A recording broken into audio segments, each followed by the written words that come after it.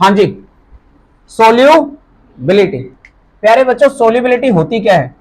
जिसको यही नहीं पता तो उसको कैसे पता चलेगा कि सोल्यूबिलिटी क्या होती है? तो सबसे पहले सोल्यूबिलिटी पता होने के लिए तुम्हें ये पता होना चाहिए कि सोल्यूबिलिटी क्या होती है। तो सोल्यूबिलिटी पता लगाने के लिए हम पहले ये पता लगाते हैं कि सोल्यूबिलिटी क्या होती है। तो सोल्यूबिलिटी वही होती है जो सोल्यूबिलिटी होती है, इसलिए बेटा इसे हम क्या कहते हैं? Solubility. Hence proved it is solubility. This is the answer of all students, है ना?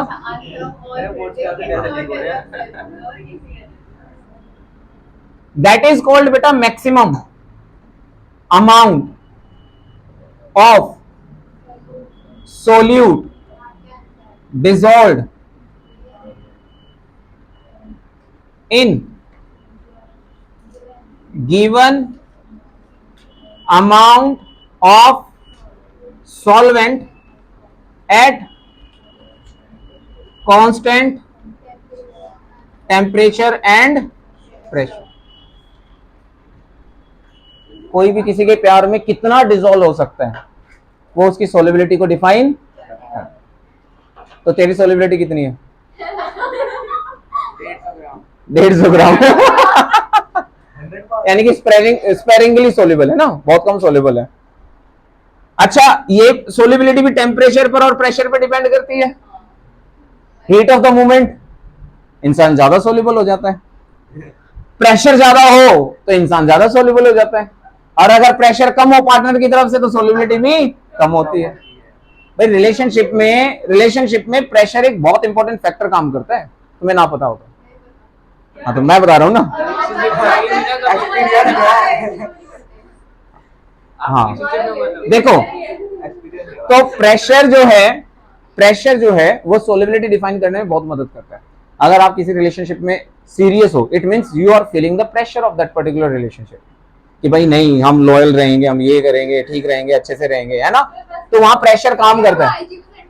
हाँ, कांस्टेंट टेम्परेचर की अगर मैं बात करूं, कांस्टेंट टेम्परेचर की अगर मैं बात करूं, तो अगर टेम्परेचर चेंज होगा तो रिलेशनशिप पे भी फैक्टर पड़ता है। हीट ऑफ द मोमेंट, लड़ाई हो गई बहुत तगड़ी, तो सोल्युबिलिटी क्या हो जाएगी? कम के ज्यादा? कम। और जब भी एक बंदा अगर कूल डाउन हो गया तो क्या होगा? सोल्युबिलिटी बढ़ जाएगी।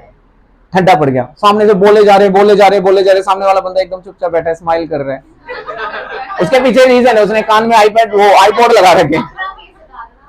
भाई मेरे ही होते हैं सारे केसेस, ठीक है?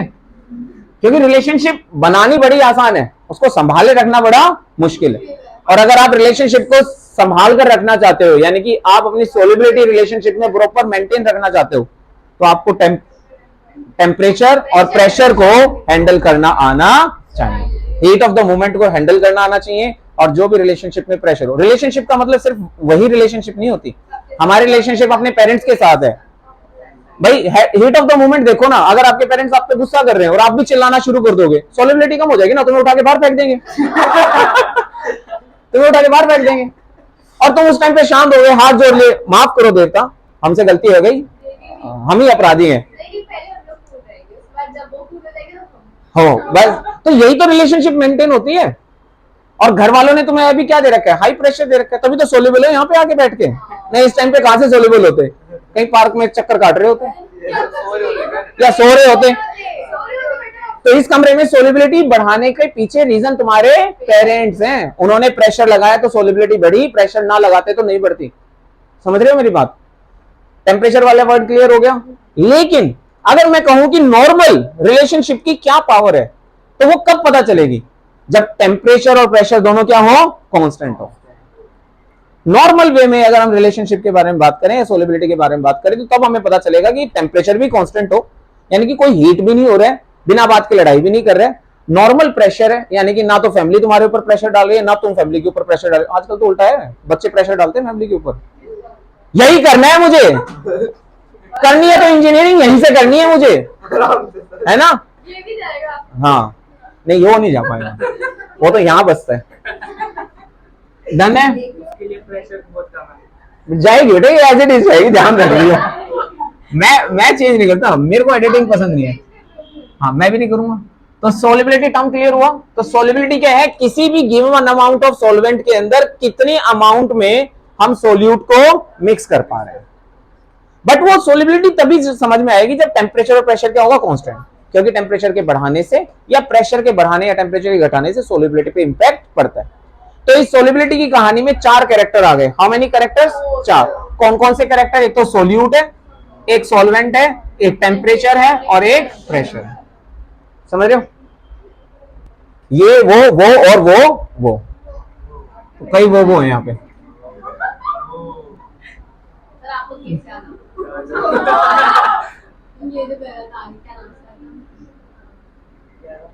अर्नव इधर ध्यान दे, सॉलिबिलिटी बढ़ाने की जरूरत नहीं है। लिक्विड सॉल्यूशन, हम कौन से सॉल्यूशंस पढ़ेंगे? सिर्फ और सिर्फ लिक्विड सॉल्यूशन की अगर हम बात करते हैं तो इसका मतलब यहां पर एक चीज पक्की होती है, फिक्स होती है। यहां पे सॉल्वेंट हमेशा हमारा क्या रहेगा? फिक्स रहेगा। और सॉल्वेंट हमेशा क्या होगा बेटा? लिक्विड। सॉल्वेंट हमेशा क्या होगा बेटा? लिक्विड। नहीं आई बात समझ में? लिक्विड होगा तो इसका मतलब ये हमेशा ज्यादा क्वांटिटी में होगा और यही दिखेगा भाई, सॉल्वेंट ही तो ज्यादा क्वांटिटी में होता है। अब अगर सॉल्वेंट हमारा क्या है? लिक्विड है, तो इस लिक्विड के घर पे 3 लोग आकर रह सकते हैं।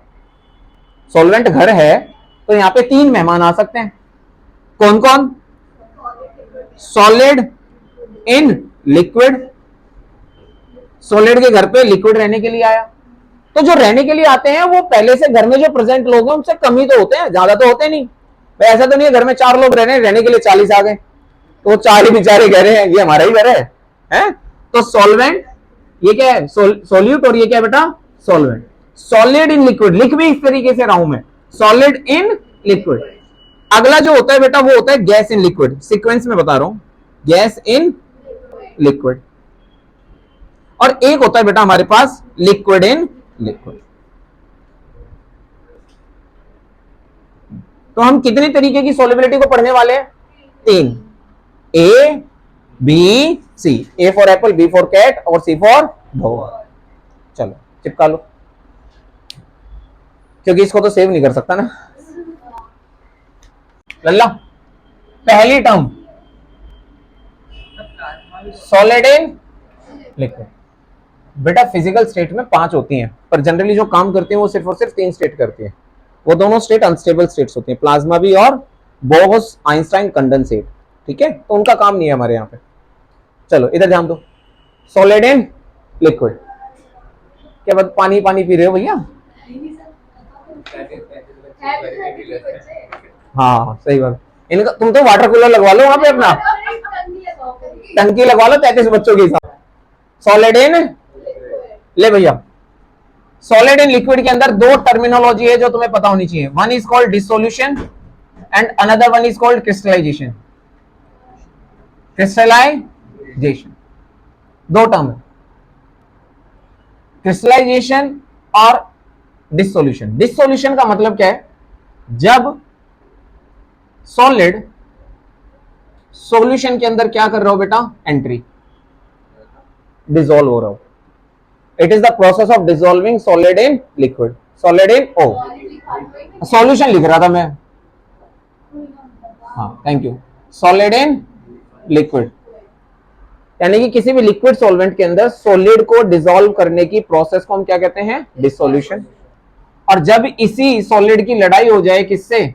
लिक्विड से, तो ये कहता है अब तो मैं छोड़कर जा रहा, तो सॉलिड बाहर निकलना शुरू हो गया। That is the process called crystallization. ठीक है ना? तो तेरी गलियों में अब रखेंगे ना कदम, तो इसने कदम रखने बंद कर। हाँ, अच्छा चलता हूं दुआओं में याद रखना। तो ये निकल गया। कब कब होता है ऐसा पता है तुम्हें? जब रिलेशनशिप कैसी हो जाए? सुपर सैचुरेटेड, मतलब कतई नहीं, शादी नहीं। शादी तो बेटा वो अंतिम संस्कार होता है, उसके बाद तो कुछ नहीं होता।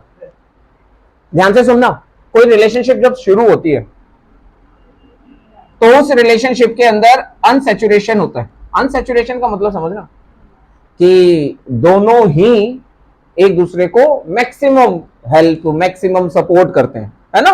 करते कि नहीं करते हैं? हाँ, अब तुम्हें ज्यादा तो समझा नहीं सकता।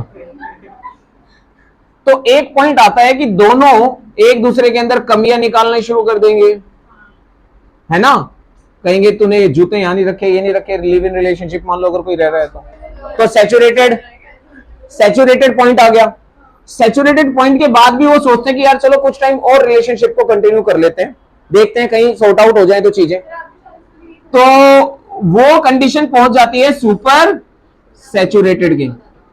हाँ, सुपर सैचुरेटेड कंडीशन पहुंच चुकी है। लेकिन सुपर सैचुरेटेड कंडीशन जब ठंडी होती है, कूलिंग इफेक्ट आता है। हाँ हाँ लगा दिया, कूलिंग इफेक्ट आता है। तो कूलिंग इफेक्ट के बाद यहां पर बेसिकली क्या होता है कि जो भी सॉलिड एक्स्ट्रा हमने डिसॉल्व किया है वो बाहर निकल जाता है। सर समझ में कुछ नहीं आया? नहीं आया।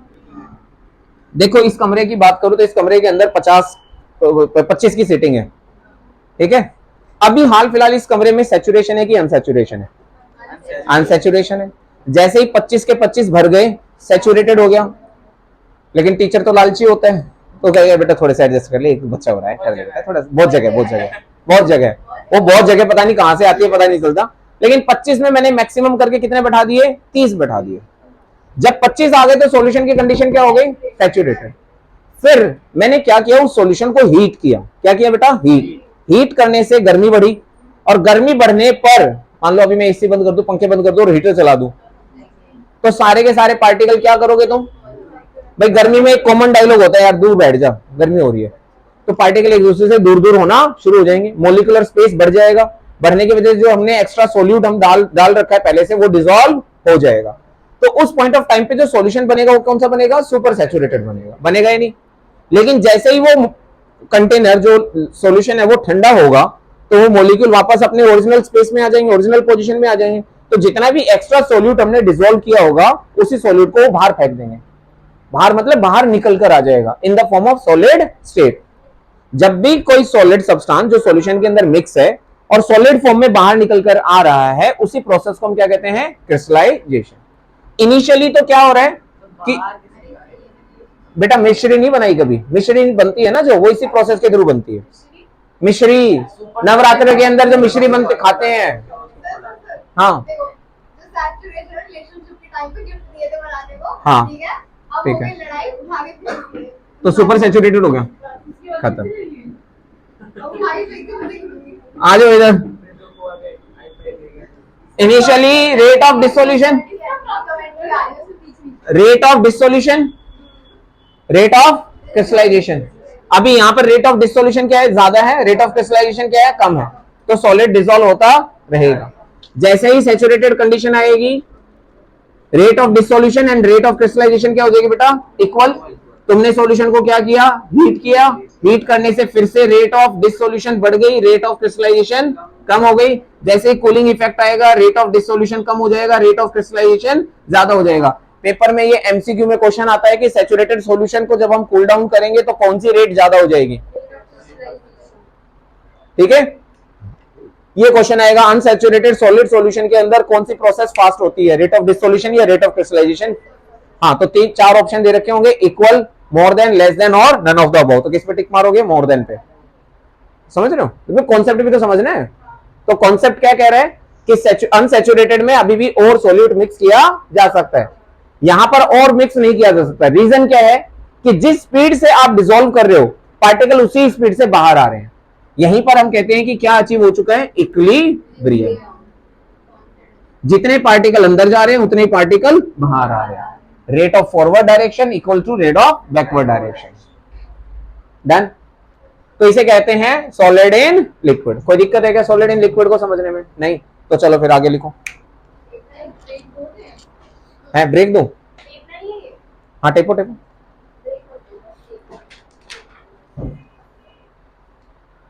तो ये समझ में आया चंचल बेटा? साजिदा, नूपुर पिछली क्लास में क्यों नहीं आई थी? छुट्टी पे क्यों हो गई थी? अच्छा कोई बात नहीं। हाँ तो आई थी बेटा, समझ में आ गया? धन पड़ गया। ताशु आज ही करवा दूंगा जो करवाना है। आज जो करवाना है करवा लो, आज के बाद मैं तुम्हें ना मिलूंगा। हेलो है? तुम्हारे लिए फीस ज्यादा इंपॉर्टेंट है? मैं सो लालची पीपल्स। मेरे लिए तुम सारे इंपॉर्टेंट हो।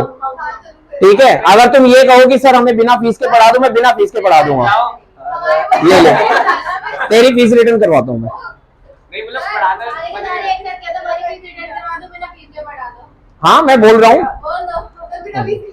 बिना फीस के सर ये अब तो आईपैड भी बेटा मेरे मेरे मेरे मेरे पास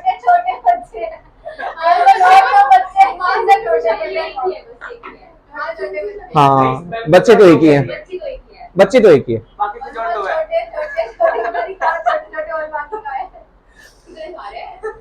बाकी का है मैम को ही पता है मतलब सर मेरे छोटे छोटे बीवी बच्चे हैं। छोटे छोटे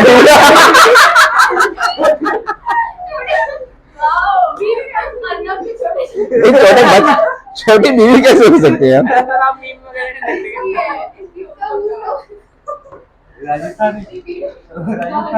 बेटा कम बैक, बेटा फोकस फोकस तुम डिलीट करवाओगे क्या वीडियो? मतलब एडिट से भी नहीं, अगला स्टेप तो डिलीट ही होता है। ये YouTube पे जाएगा एज इट इज। हाँ सर शाउट आउट सर वो निकाल देना ना शॉर्ट्स। हाँ तुम कर लेना वो काम, मैं ये बता रहा हूँ तुम्हें। ये बताओ आईजी पे करके सर हमारे बर्थडे की पोस्ट 3 महीने के अंदर पहली बार क्या 32 पोस्ट डाली है 3 महीने में, कुछ ज्यादा है क्या? पूरे साल फॉर रियल या ब्रो एक साल होने वाले हैं मेरी या ब्रो 50 रुपए की super chat. Gas in liquid, next पढ़ेंगे gas in liquid. Gas in liquid, बेटा गैस इन लिक्विड की अगर हम बात करें तो इसको डिफाइन किया था किसने? हेनरीज लॉ ने। किसने डिफाइन किया था बेटा? Henry's law. ठीक है भैया मार। हेनरीज लॉ क्या कहता है लिखो। ये तो बेटा लिखा है कि हेनरीज लॉ इसको एक्सप्लेन करता है, अब हेनरीज लॉ लिखो क्या होता है। यार ये क्या है हेनरी जॉब की बोली थी हे भगवान, हे प्रभु, हे जगन्नाथ, ये क्या होगी? ये क्या हुई? आ जाओ सत्यानाश करता है। हेनरीज लॉ क्या कहता है लिखो। द वेपर प्रेशर, या प्रेशर लिख लो simple. The pressure of the gas, नहीं नहीं, the pressure of the gas in a solution is directly proportional to the pressure of the gas in a solution is directly proportional to the mole fraction is directly proportional to mole fraction directly proportional to mole fraction of gas in the solution। Simple सी भाषा में ये कहता है कि किसी भी gas का जो प्रेशर है, किसी भी गैस का जो प्रेशर है वो डायरेक्टली प्रोपोर्शनल है उसके मोल फ्रैक्शन के, डायरेक्टली प्रोपोर्शनल उसके मोल फ्रैक्शन के। बेटा हेनरीज लॉ को एक तरीके से और डिफाइन किया जाता है, प्लीज ध्यान से सुनना। मास की टर्म में, किसकी टर्म में? मास की टर्म में। Mass of the gas, mass of the gas dissolved in the solution या in the liquid is directly proportional to the partial pressure of the gas over the surface of the solution। कतई समझ में नहीं आया। ये देखो, ये इस तरीके से समझ में आएगा तुम्हें। याद है तुम्हें स्विमिंग पूल बनवाया था मैंने तुम्हें जंप करवाई थी।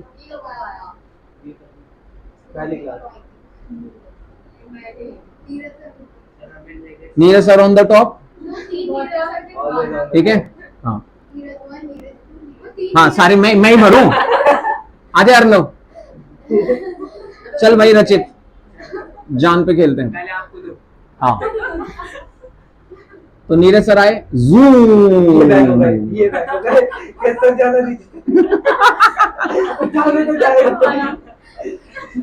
ये आ गए अर्नव। हाँ तू पुलिस में एम्बुलेंस को फोन करेगा ना।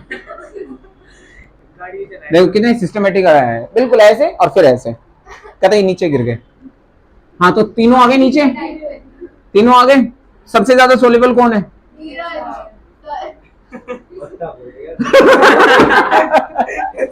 अरे बच गया, थोड़ा बस टच ही हुआ है। तो the solubility of the gas, the solubility of the gas is directly proportional to the pressure applied. भाई लिक्विड के सरफेस पर अगर प्रेशर लगाया होगा ना, लिक्विड के सरफेस पर अगर क्या लगाया होगा? प्रेशर। तो जितना ज्यादा प्रेशर लगाएंगे उतना ज्यादा सोल्यूबल हो जाएंगे, जितना कम प्रेशर लगाएंगे उतनी सोल्युबिलिटी कम होगी। सिंपल सी बात है। तो यहां पर भी प्रोपोर्शनलिटी का साइन किससे रिप्लेस होता है बेटा? कांस्टेंट से। Henrys constant PG. पीजी माने पेइंग गैस नहीं है, pressure of the gas. KH माने क्या है? Henrys constant. एमजी मतलब क्या है? Mass of the gas dissolve, mass of the gas dissolve. यहां पर भी इसी तरीके से हम रिप्लेस करेंगे। पीजी इजिकल टू क्या आएगा बेटा? केएच इनटू में क्या आएगा बेटा? काईजी। इनटू में क्या आएगा बेटा? काईजी। बोलो बात समझ में आ रही कि नहीं आ रही है? यहां से अगर मैं हेनरीज कांस्टेंट की बात करूं तो हेनरीज कांस्टेंट किसके इक्वल है बेटा? पीजी अपॉन में काईजी। बेटा मैंने तुम्हारे साथ एक पीडीएफ शेयर की थी, डेट विद हेनरीज लॉ। हाँ, हेनरीज लॉ के साथ डेट पे जाना है तुम्हें। हम बाद में ऐड हुए हैं सर। हेनरीज के साथ, हेनरी के साथ नहीं कह रहा मैं, हेनरीज लॉ के साथ कह रहा हूँ। हाँ, डेट का, डेट डेट डेट का मतलब क्या है? यहाँ पे डेट का मतलब वही डेट नहीं होती, डेट का मतलब खजूर भी होता है, लेकिन यहाँ डेट का मतलब क्या है? अरे डिटेल्ड एनालिसिस, हाँ, of the topic with evaluation.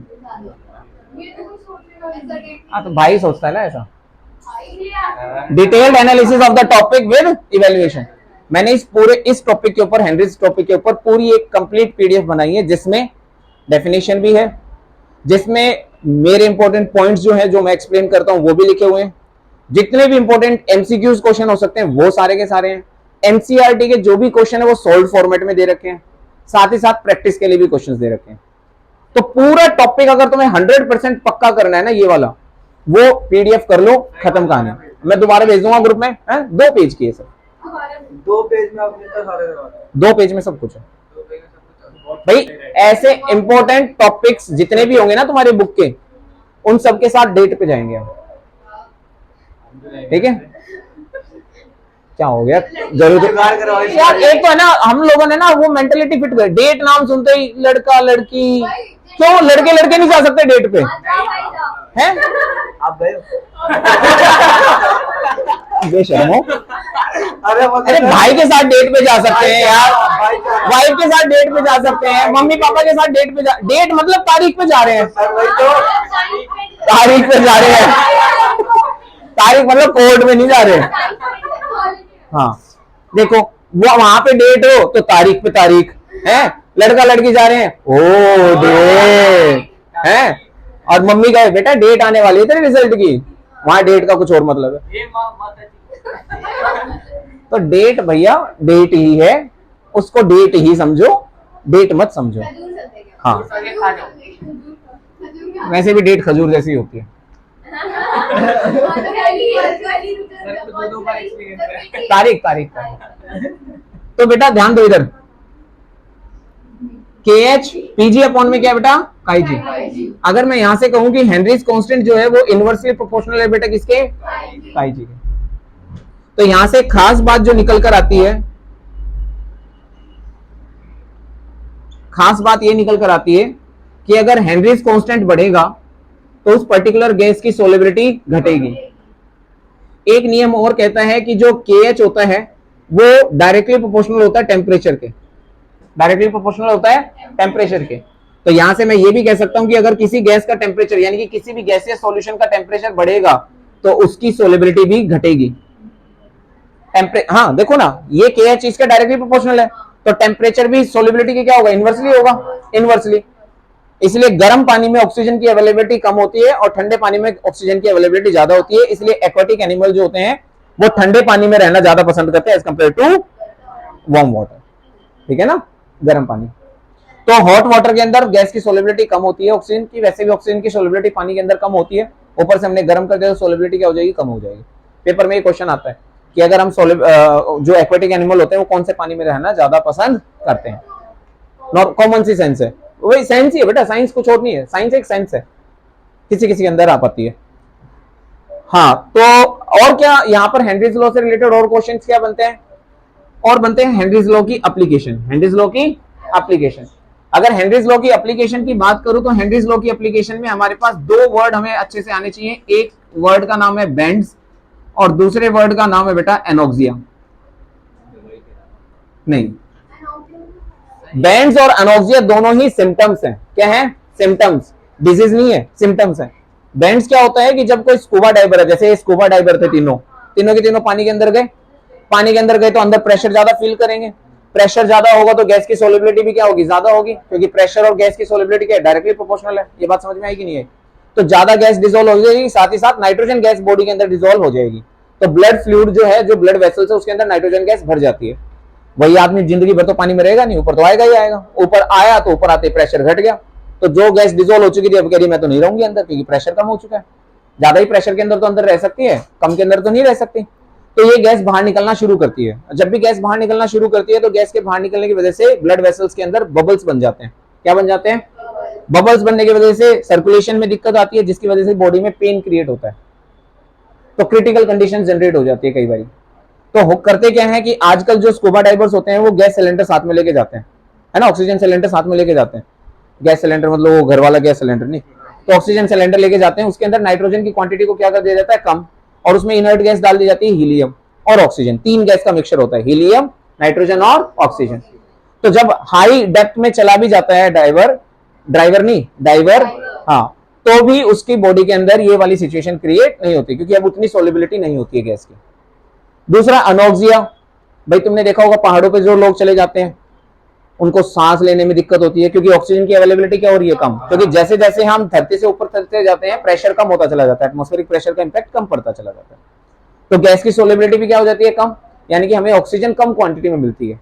तो उसकी वजह से हमारी बॉडी का जो सर्कुलेशन है वो वीक हो जाता है, माइंड की जो थिंकिंग कैपेबिलिटी है वो भी कम हो जाती है। तुम्हें पता है सबसे ज्यादा ब्लड का सर्कुलेशन सबसे मैक्सिमम ब्रेन के अंदर ही होता है, सबसे ज्यादा काम है वो हमारा दिमाग करता है पर तुम्हारे घर वाले कहते हैं तुम्हारा दिमाग काम नहीं करता। उनको बोलो बहुत काम करता है, पर तुम्हारे वाला काम का काम नहीं करता है, हमारे काम का काम करता है। एग्जैक्टली, पर कौन समझाए, यही तो मुसीबत है। हाँ, घर घर आपके घर की बात। तो एनोक्सिया वो सिम्टम है या वो सिचुएशन होती है जब बॉडी हमारी थिंकिंग करना, यानी कि थिंकिंग कैपेबिलिटी कम हो जाए, सांस लेने में दिक्कत हो जाए, और वो भी कहां पर होता है, हायर एल्टीट्यूड्स पे होता है। डन है? तो हायर एल्टीट्यूड और हायर एटीट्यूड दोनों ही खतरनाक है। जितना हाई एटीट्यूड होगा इंसान उतना ही उसकी सोलिबिलिटी उतनी ही कम होगी लोगों के बीच। जिस भी इंसान का एटीट्यूड जितना भी हाई होगा उसकी सोलिबिलिटी उतनी ही कम होगी। जो इंसान जितना लो एटीट्यूड के साथ रहेगा, जितना नॉर्मल होकर रहेगा, उसकी सोलिबिलिटी उतनी ही ज्यादा होगी। अच्छे लोगों के साथ मिक्स करें। सोलिबिलिटी मतलब लोगों के साथ मिलना घुलना, ठीक है ना। अब जैसे मान लो मैं ही हूं, मैं फुल एटीट्यूड के साथ रहूं, हेलो या guys have you noted down, या okay yes write down, hey do not speak anything, है ना, नहीं ना, लग ही नहीं रहा, कह लग ही नहीं रहा। अच्छा, तो कहने का मतलब क्या है, एक गैप आ जाता है ना भाई, हमारे और हमारे पेरेंट्स के बीच में गैप क्यों है, कहीं ना कहीं जनरेशन गैप है या एटीट्यूड गैप है। तुम्हारे पेरेंट्स कहते हैं कि सिर्फ और सिर्फ मेहनत से ही पढ़ाई हो सकती है, और भाई पढ़ते ही रहोगे पूरे दिन तभी तुम सक्सेसफुल होगे। तुम कहते हो नहीं ऐसा नहीं है मम्मी पापा, इंस्टाग्राम पे पूरा दिन बर्बाद करने के बाद भी पढ़ा जा सकता है। हाँ, और आखिर में तुम्हें पता चलता था कि तुम्हारे मम्मी पापा ही सही थे। हाँ, पूरे दिन नहीं चलता ना, 17-18 घंटे चलते हैं। देखो इसमें बुराई नहीं है, it depends, these all are the tools, how you use this tools. भाई चक्कू है घर में, सब्जी काटने के भी काम आ सकता है। और कई रील्स होती हैं जिसमें वो पति जाता है पीछे से पत्नी को डराने को ऐसे चक्कू ऊपर कर देती है, माफी, है ना। तो डिपेंड करता है कि टूल को कैसे यूज करते हैं। तो इंस्टाग्राम को अच्छे से यूज करो, तो भाई तुम क्रिएटर भी बन सकते हो, बढ़िया क्रिएटर बन सकते हो। क्रिएटर में लाइव इंस्टाग्राम बैन हो जाते हैं। वो इंस्टाग्राम जब तक बैन होगा ना तब तक वो बहुत ओपन हो चुका होगा। जैसे कैरी मिनाती था, उसकी हाँ रिजल्ट है। हाँ। मिनाटी अरे मिनाटी जो भी हो, उस बंदे का भी तो यूट्यूब चैनल बंद हो गया था। हाँ बंद हुआ था। अरे भाई सुन तो सही, हुआ ना, लेकिन उसके फॉलोवर्स थे, उसके लोग थे, सब सपोर्ट में थे, तो हो गया ना दोबारा स्टार्ट। अब उसको कोई कितनी, साइड बिजनेस होना चाहिए। देखो हमारी सबकी कमी क्या है ना, हम सबकी कमी क्या है कि हम गलत देखते तो हैं, हम गलत देखते तो हैं, लेकिन उस गलत को एक्सेप्ट नहीं करते। नहीं, लॉन्ग टर्म का सुनना चाहिए ना सब। जैसे अब आप भाई कैरी मिनाटी तुमने भी देखा होगा, हाँ, लेकिन वो जो करता है वो हम कहते हैं यार गलत करता है। और हम तो नहीं नहीं, कहते, गलत हम तो नहीं कहते, सही करता है। ये खुद ही गलत है यार। मम्मी पापा से पूछ के देखो। वो तो कह रहे हैं, वो तो उनके ख्याल है, हमारे ख्याल अलग है। हाँ, भगवान तुम्हारे ख्यालों से हमें बचाएगा। मेरे मम्मी आप भी तो देखते हो आपने। आजा सुनो, मेरी मम्मी हो गई। बहुत सारी ऐसी चीजें जो हम देखते हैं, हाँ देखते हैं। लेकिन हम कहते हैं कि वो चीजें क्या है, गलत है। देख रहे हैं, यूज कर रहे हैं, लेकिन फिर भी हम उसे क्या कहते हैं कि गलत है। ये इंडियन सोसाइटी की मेंटेलिटी। भाई सर किसकी बात कर रहे जैसे मेरी क्लास में सेक्टर 24 में एक गुड़िया है अलीशा, हर क्लास में आती है, केमिस्ट्री पढ़ के जाती है, हैं? केमिस्ट्री गलत है। और पूरी केमिस्ट्री पढ़ने के बाद जब क्लास एंड होती है, केमिस्ट्री अच्छी नहीं है, केमिस्ट्री तो पसंद ही नहीं आती। मैंने कहा बेटा तू वो कस्टमर है जो हलवाई की दुकान पे आता है, रोज बढ़िया मिठाई खा के जाता है और खाने के बाद कहता है मिठाई में मीठा कम है। हाँ, नहीं आ रहा। मजा नहीं आ रहा। मजा नहीं आया। वो कहते हैं सर मजा नहीं आ रहा केमिस्ट्री में। मैंने कहा बेटा देख अगली बार डांस रखूंगा, एक दो प्रोग्राम रखता हूँ, मुजरा मुजरा करते हैं थोड़ा, चलो नोट कर लो। मजा नहीं आया। अरे आएगा सर, ये वीडियो भेज दे रहा। हाँ, सिर्फ हम दोनों को। ग्रुप पे घर ग्रुप पे। नहीं, सब तो नहीं। सर यूट्यूब चैनल स्टार्ट करो। ये चल रहे हैं, हाँ। लाल बत्ती आ रही है ना? नहीं आ रही। ओ, ग्रीन आ रही है। हाँ ग्रीन, मतलब ग्रीन आ रही है ना? हाँ ठीक है, हरी आनी चाहिए।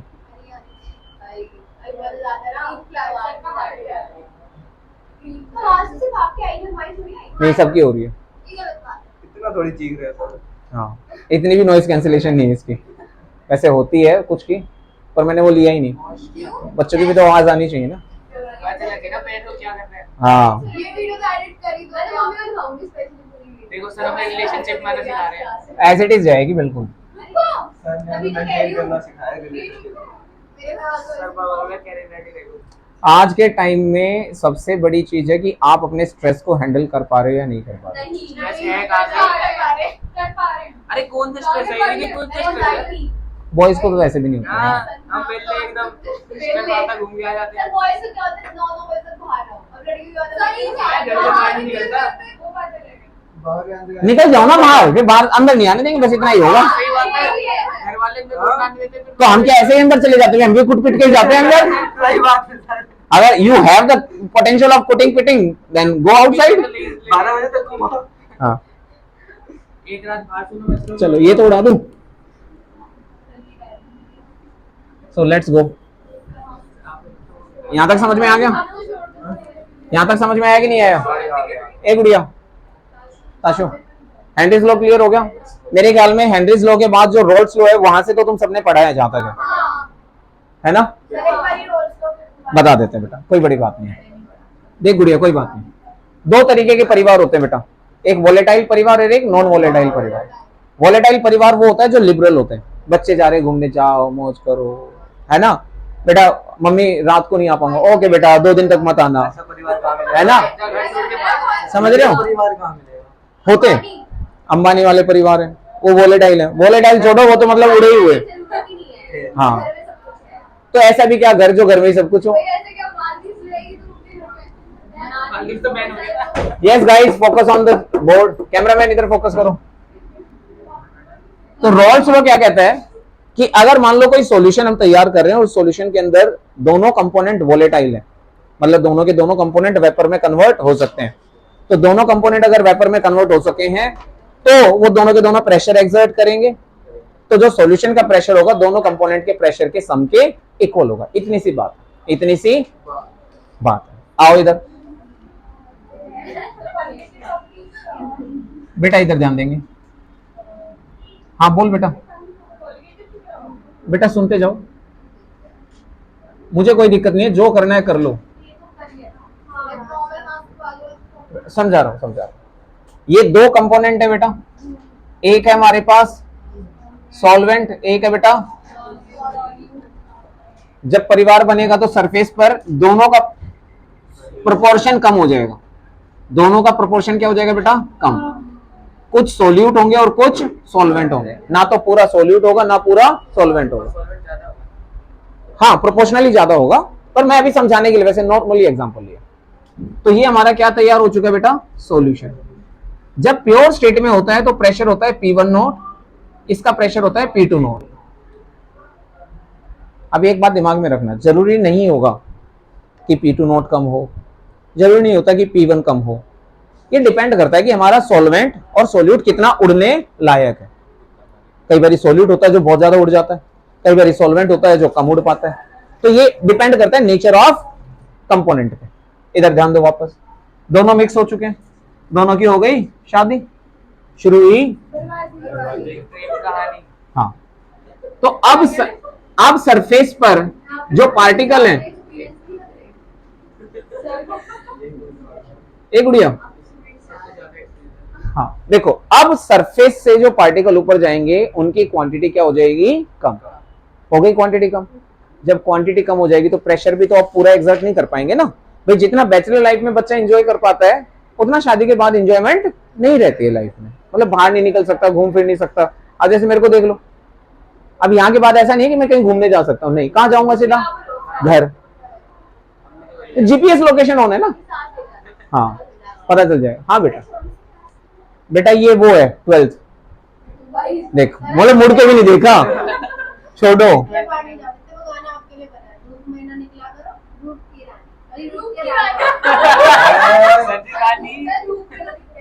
नहीं ठीक है, रानी राजा तो डिसाइड, रूप कहां से आ गया? हमारे ऊपर तो सूरज भी कुछ नहीं कहता, नहीं इनके ऊपर असर नहीं पड़ेगा, ये पहले ब्लैक बॉडी रेडिएशन बना रखी है इनकी।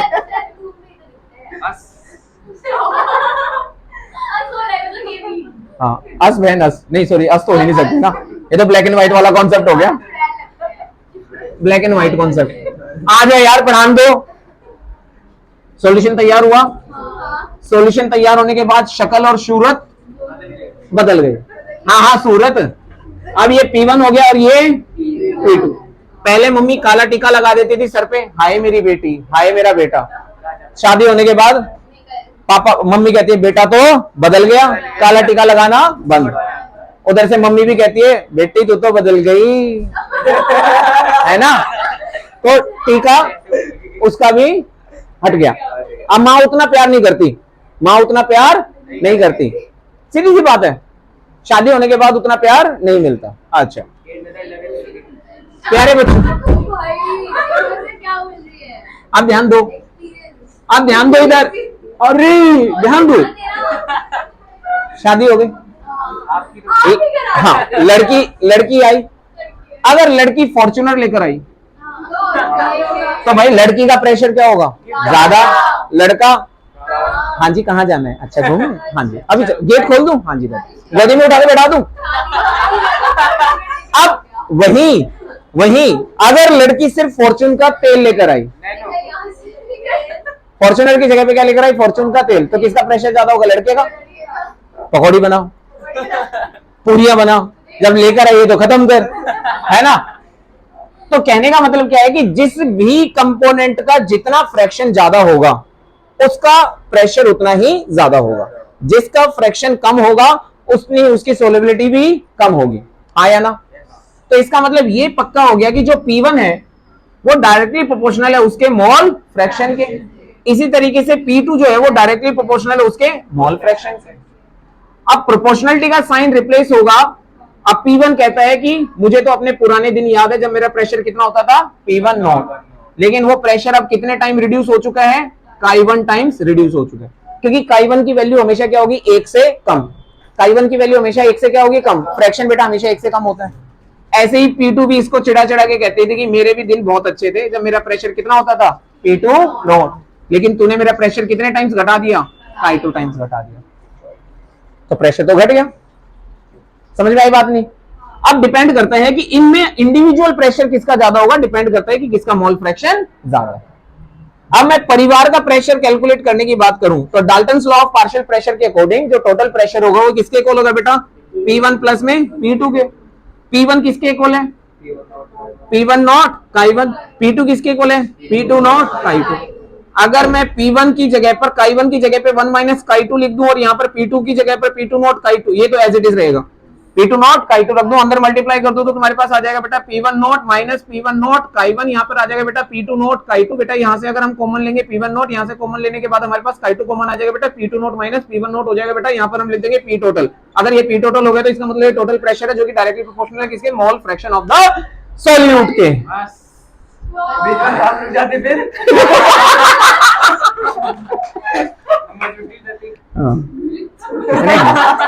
सड़े हुए बच्चे हैं कतई, कहते छुट्टी हो जाती। हाँ हाँ, अभी तो 12वीं पास करनी है, इसके बाद देख लेना जो होगा है। हाँ, P2 note minus P1 note, इधर क्या है बेटा Chi2, इधर क्या है बेटा P1 नोट। प्लीज ध्यान देना, इधर डिफरेंस कुछ नहीं है, एज इट इज लिखा, बस मैंने थोड़ा सा रीअरेंज कर दिया। अगर मैं इसको इक्वेशन को लिखूं y is equal to m into में x प्लस में c, ये स्ट्रेट लाइन की इक्वेशन है। स्ट्रेट लाइन की इक्वेशन में अगर मैं देखूं तो y एक्सिस पर कौन सा प्लॉटिंग होगा बेटा, टोटल प्रेशर का, x एक्सिस पे किसका प्लॉटिंग होगा, mole fraction of the solute का। तो आपका जो स्लोप आएगा वो क्या आएगा, P2 not minus P1 not, और बेटा जो इंटरसेप्ट होगा वो कितना होगा, P1 नॉट, P1 नॉट। तो इसके बिहाफ पर अगर मैं ग्राफ बनाऊं तो ग्राफ क्या बनेगा बेटा, अगर इसके बिहाफ पर मैं ग्राफ बनाना चाहूं, प्लीज ध्यान देंगे ईमानदारी से।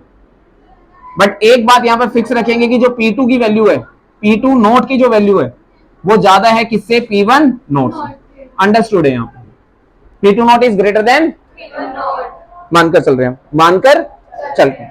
तो बेटा अगर मैं ग्राफ बनाऊं, क्या बनाऊं, तो यहां पर मैं क्या मान रहा हूं, यहां पर है टोटल प्रेशर, टोटल, कोई दिक्कत है क्या, ये क्या है Chi2, कहां पे बेटा, इधर, हाँ हाँ Chi2, थैंक यू बेटा Chi2।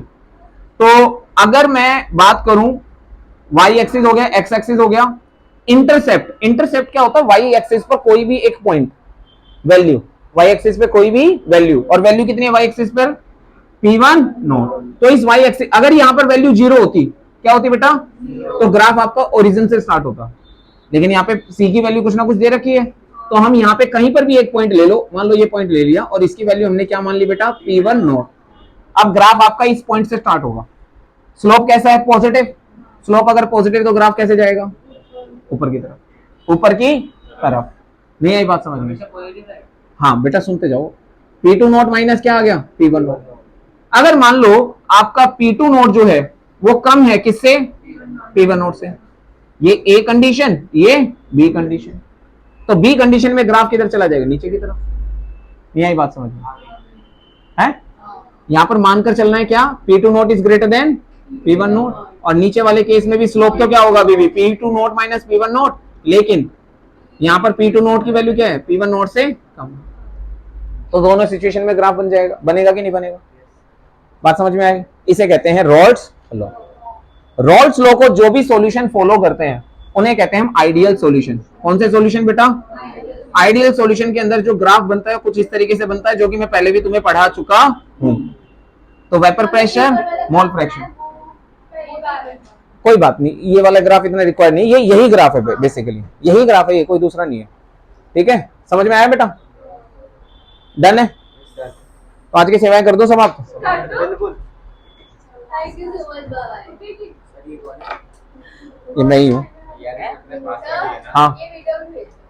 हाँ, अभी तो नहीं भेज पाऊंगा। सर अभी 2 मिनट में हो जाएगी। कैसे? पूरी आईडी मैं भेजवा, इसे भेजो व्हाट्सएप पर ना, वाट बेटा 2.5 GB की वीडियो है ये, इंस्टा आती है फिर टेलीग्राम पे, टेलीग्राम पे, टेलीग्राम है, एडिट करके भेज दो। हाँ भेज दो। सर टेलीग्राम पे पूरी आ जाएगी। क्लास क्लास यार एक आधा और टॉपिक हो जाएगा। लास्ट क्लास में नहीं आए थे तो फिर एक एक्स्ट्रा क्लास और रखूंगा, ठीक है। चल ले यार। सर हाँ। ये तक क्यों हुआ था, एलिवेशन बोलिंग पॉइंट से पहले हाँ ideal and non ideal solution, नहीं हाँ ideal and non ideal solution, एक वो था relative lowering in vapour pressure. चलो ठीक है, सुनो तुम्हारी अब ट्यूसडे को क्लास होगी ना, तो ट्यूसडे को एक एक्स्ट्रा क्लास रख देता हूँ 8:30 to 9:30। रुक जाओगे 8:30 to 9:30 है ना, तो 8:30 to 9:30 एक क्लास और ले लेना, तुम्हारा सारा कवर अप हो जाएगा। शिवांगी अच्छा देखो कवर मैंने करवाया है, तुमने कुछ नहीं पढ़ा है आज, मैं बता रहा हूं ये कुछ पढ़ना नहीं होता, ये तो अभी तुम थोड़ा बहुत समझ के गए हो, थोड़ा बहुत समझ के गए हो, और घर पे जाकर भी इसका 60% ही याद रहेगा। और बेटा अगर कल देखोगे या परसों देखोगे अपनी कॉपी को उठाकर तो 40-30%, और 2-3 दिन बाद देखोगे फिर 0%। बेटा आज ही इसको रिवाइज कर लेना जाते हैं रिटर्न में, तब जाकर